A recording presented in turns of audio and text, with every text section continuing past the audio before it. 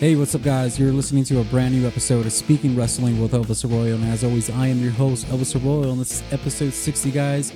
And on this episode, guys, we're going to introduce a brand new segment onto the show. It's called Vintage Playback. That's where we're going to watch one particular match on this episode, give you guys my feedback on one of my favorite matches of all time. It's a new segment on the show, so let's get going, guys.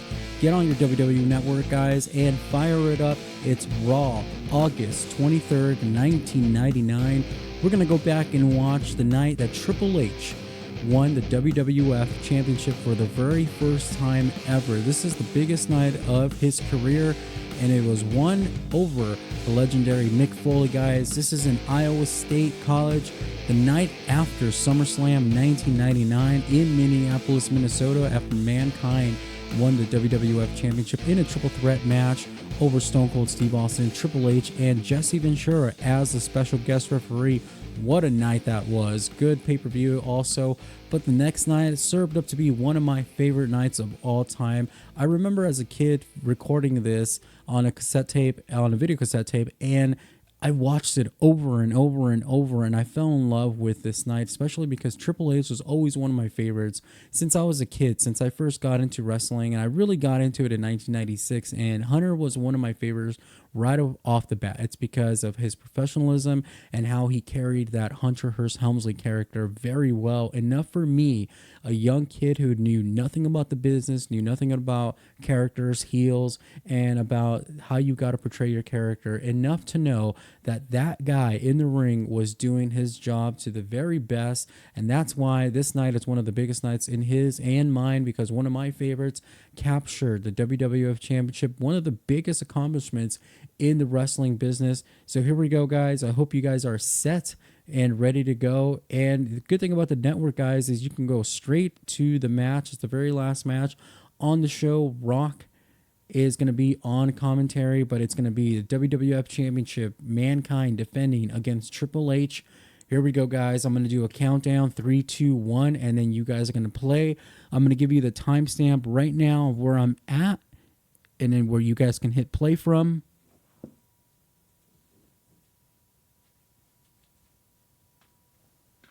I'm at 1:18:49, guys. If you guys are there right now, 3, 2, 1, play.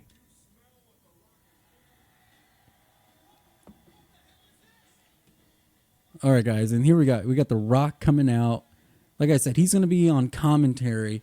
Michael Cole, Jerry the King Lawler. This is back in 1999. JR wasn't here.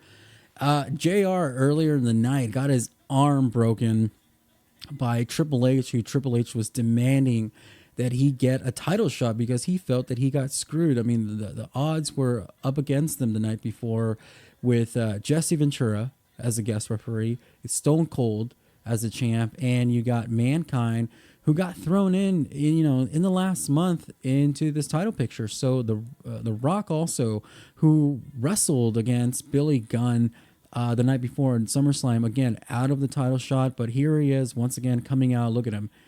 Dude, the Rock was the man coming out here with his shirt unbuttoned. Jerry the King Lawler right there. Dude, this is classic WWE. The Rock on the mic, dude. This is one of the best performances of The Rock on the microphone, and this is really one of the performances on as a guest on commentary that I think a lot of people should take notes, because here comes Shane McMahon, dude.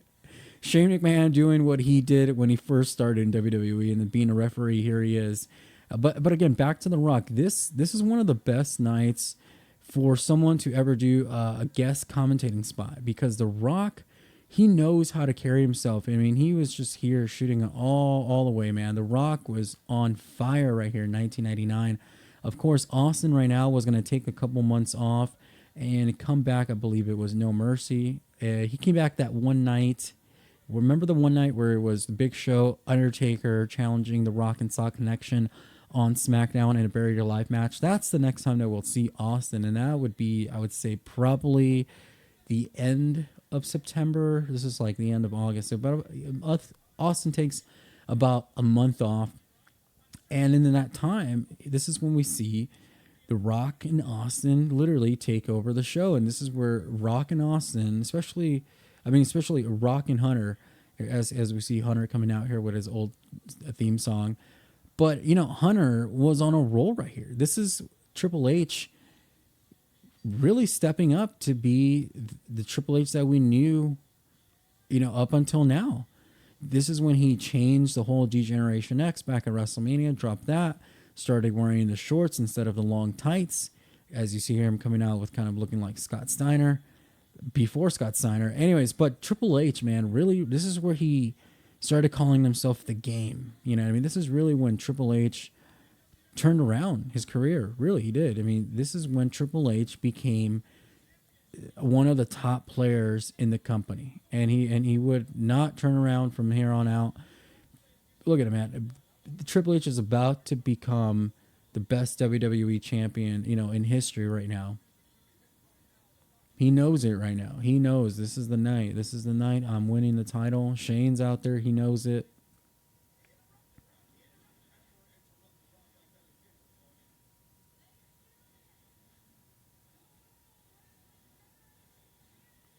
And there's Lillian with the call. You know what? I think this might have been Lillian Garcia's first night.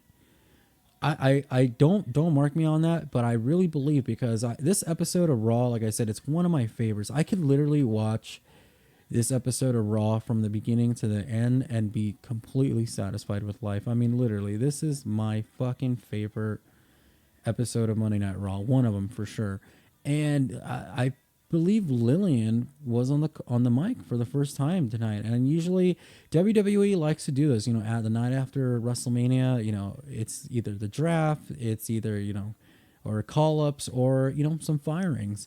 SummerSlam, I think they like to do changes. You know, SummerSlam 1998 was the night that those barricades that we see around the ring replace the old barricades that are pretty much on AEW and NXT television nowadays. But yeah, the barricades came at SummerSlam 1998. And also, quick interesting fact, also, another post SummerSlam thing WWE likes to do is the logo. The logo that we have today, literally they switched to that and haven't gone back to the old one since SummerSlam, post SummerSlam 2014. It was also the night that the new WWE Championship was introduced. It's just a slight change. It's newer logo on it instead of the scratchy one, the one that The Rock held for a few years after coming back in 2013. But look at this, Mick Foley, Mankind. Oh man, dude, these characters are just timeless. Mick Foley with a sock. Oh man, The Rock. If you guys can hear that, The Rock. You guys, I'm telling you, if you guys go back or don't want to listen to me, watch this. Oh, here we go. Shane taking the Socko.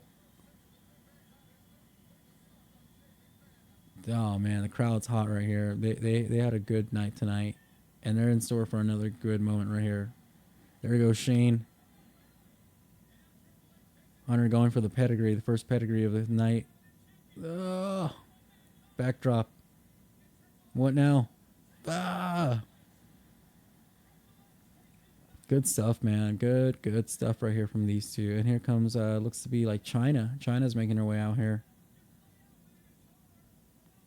Yeah, that's right. China, as you heard Michael Cole, she was laid out by a guitar moments ago. She got laid out by Jeff Jarrett, double A, double E, double J, double F. Oh, double arm DDT. Jeff Jarrett, by the way.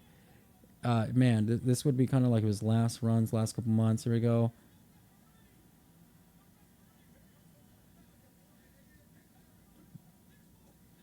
Earl Hebner coming down. Close one right there. The Rock looking on. That scowl on his face. Man, I'm telling you, The Rock was on fire this evening. And like I said, he wrestled Billy Gunn the night before. Not a big deal. And then he wrestles Gangrel the next night here on Raw. So I don't know what The Rock was doing there. Shane. A little lost right there. Sock in his mouth.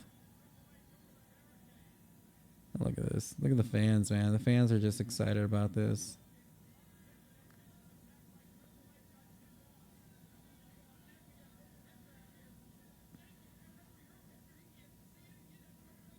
Oh. I mean, did Earl Hebner not see that? Man, what a hip toss.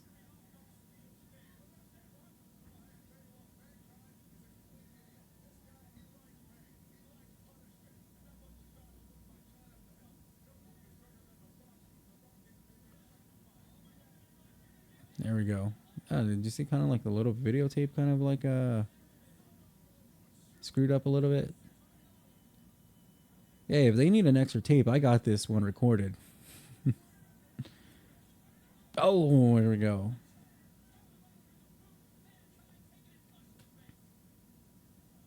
It's great match right here, man. Not too much technical stuff, not a lot of in-ring stuff, but you don't need this from these two guys. These two guys right here are storytellers. There we go, get back in the ring.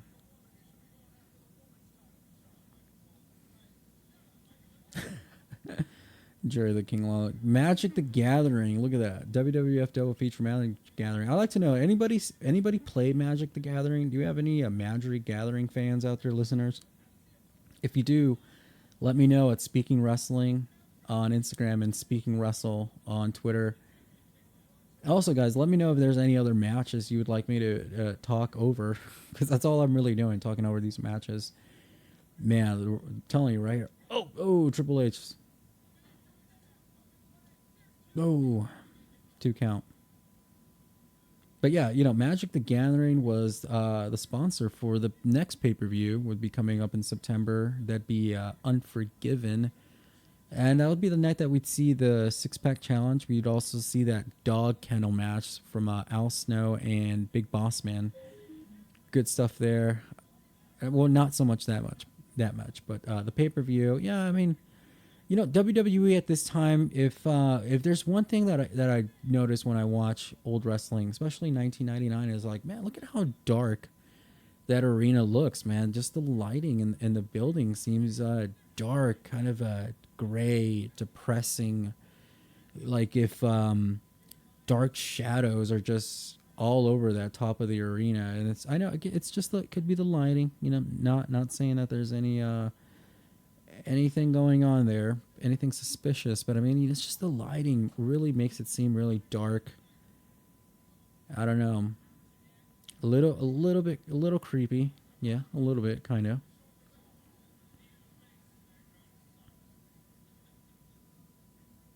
But then again, I like the fact that the crowd's actually a little bit lit up and you can't see them. They're not covered in that red and blue like on SmackDown.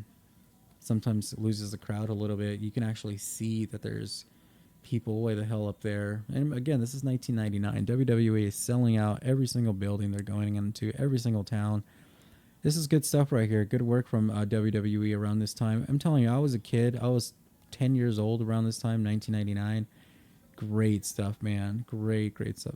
This is literally like the pinnacle of my childhood and watching wrestling, where you know what I mean. Like I don't know anything of what was going on in the rumors, dirt sheets. The closest thing that I got at this time to like anything dirt sheet was maybe a year prior to this. Remember when Big Boss Man came back to WWF at Brown Survivor Series and being kind of Vince's kind of personal security? Remember listening to a show over the weekend on like the AM radio, and here's a 2 count. Um, and I believe it was Wade Keller. Now that I really think about it, I really think it was probably Wade Keller. But I remember them saying, Big Boss Man is set to make his return this Monday, and I remember thinking like, what did that guy just say? Did that guy just say that the Big Boss Man is gonna, come back to WWF on Monday? And yeah, truth be told, you tune into Monday night and there's the Big Boss Man coming out, and you're just like, holy shit. So, and then, I read Wow magazine. If anybody remembers the Wow magazine, the world of wrestling used to be on newsstands back when there used to be like 10 wrestling magazines. Oh, here we go. Look at this chair shot. Oh, right to the back. Look at this. Check this out. God, my goodness. Oh, holy shit. Man, that chair shot to Mick Foley.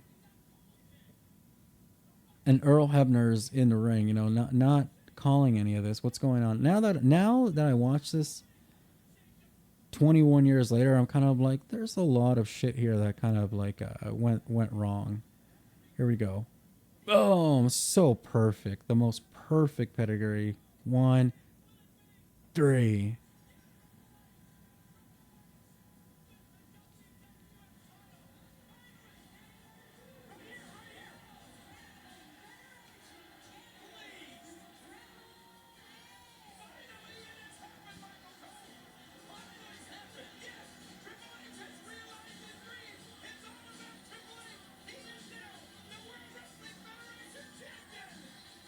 There you have it, folks. Triple H becomes a WWF champion for the very first time. He is now at the top of the mountain, man. He is officially the man in the industry on this night.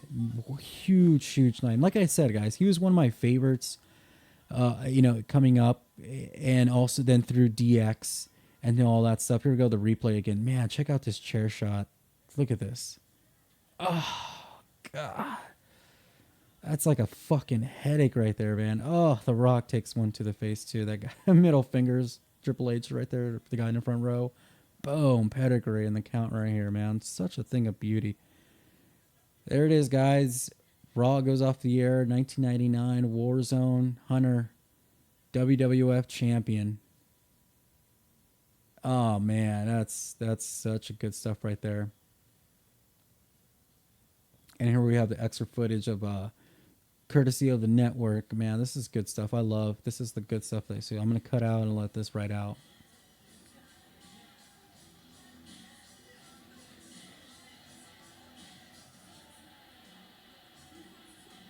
And you know, I've never seen this footage before. You know, back when you're a kid, Raw goes off the air and you don't see this type of stuff. Boom. I did not know that this happened. Wow, 21 years later.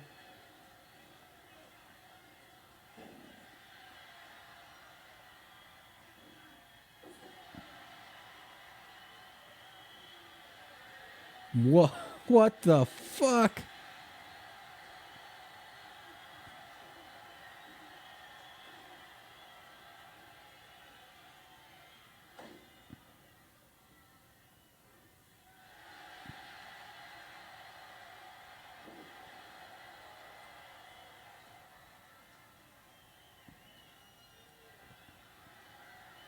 Wow, this is good stuff, man. I'd never seen this before.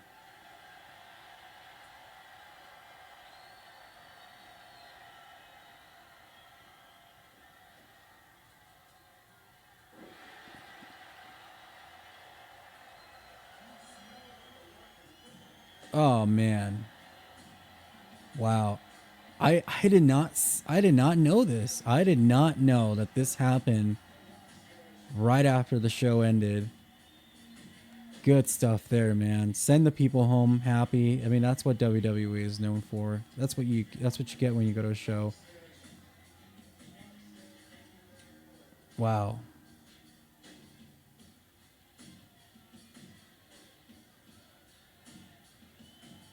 Mick giving the thumbs up to The Rock. Of course, we all know that in a few short weeks, The Rock and Sock connection are going to become a thing. Interesting to see them right here. Already working together, giving that tease to the fans there in Iowa.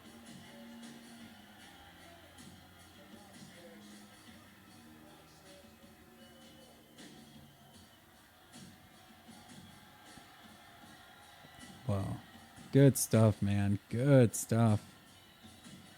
Really glad I chose this one for the first edition of Vintage Playback, guys. Again, go back and watch this entire episode of Raw. It's well done. This is, of course, in time when Vince Russo was still in creative in WWE. Look at this. Mankind. And The Rock looking on, amused.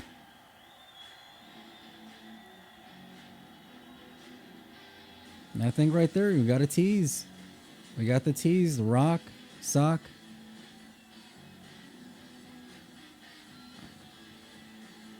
Oh no.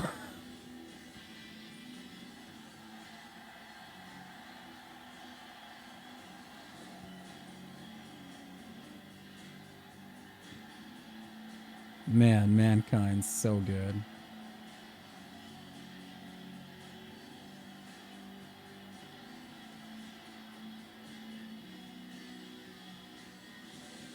He's asking for the hug. Yeah, I got a handshake. Good stuff, man. Dude, what a night. I did not know that this went down.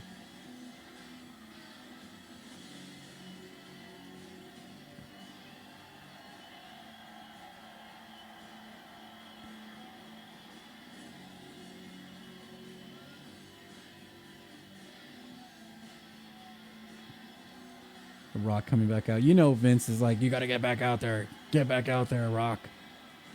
They want to see the both of you. Like Mick, he's like, what are we doing? What are we doing?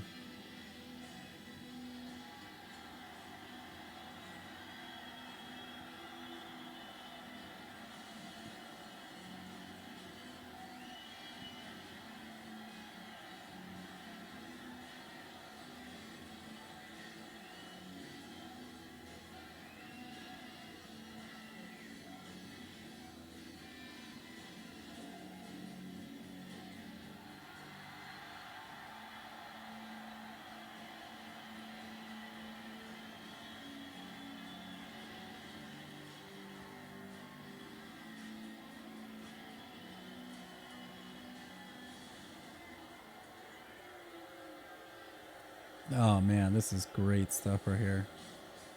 Hunter going out. Hunter just won the WWF Championship, and oh man, he got his ass beat at the end.